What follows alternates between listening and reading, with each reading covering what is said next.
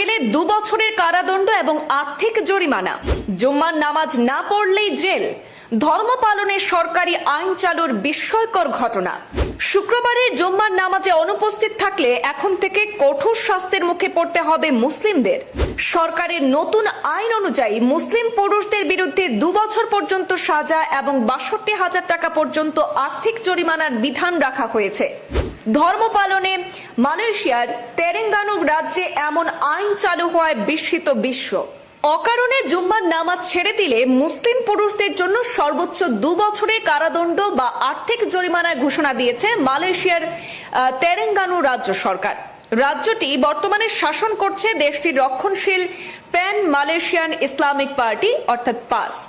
গত সোমবার রাজ্য কর্তৃপক্ষ জানিয়েছে শরিয়া ফৌজদারি অপরাধ তাকজির আইন অনুযায়ী নিয়ম ভঙ্গকারীদের সর্বোচ্চ 3,000 রিঙ্গিত অর্থাৎ ভারতীয় টাকায় প্রায় 62,000 টাকা আর্থিক জরিমানা কিংবা সর্বোচ্চ 2 বছরের কারাদণ্ড অথবা উভয় শাস্তি দেওয়া হতে পারে।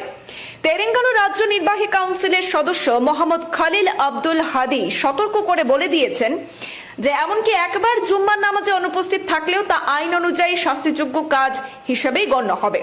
প্রসঙ্গত, এর আগে টানা 3 সপ্তাহ জুম্মার নামাজে অনুপস্থিত থাকলে শাস্তির বিধান ছিল। তিনি আরো বলেন, একটি বিষয় মনে করিয়ে দেওয়া খুবই গুরুত্বপূর্ণ যে জুম্মার নামাজ শুধু ধর্মীয় প্রতীক নয় বরং মুসলমানদের আনুগত্যের প্রকাশ। তাই শাস্তি দেওয়া হবে একেবারে শেষ উপায় হিসাবে, যখন কেউ বারবার এই বিষয়টি উপেক্ষা করবে। ধর্মীয় অনুশাসনকে গুরুত্ব দিতে এবার আইনকে আরো কঠোর করা হয়েছে। সেখানকার রাজ্য সরকার জানিয়েছে মানুষকে এই বাধ্যবাধকতার কথা মনে করিয়ে দিতে মসজিদগুলোতে ব্যানার টানানো হবে।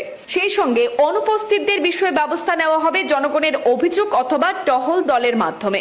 এটি রাজ্যের ক্ষমতাসীন পাস দলের বৃহত্তর উদ্যোগের অংশ, যারা মালয়েশিয়ায় শরিয়া আইনের আরো কঠোর প্রয়োগ চায়।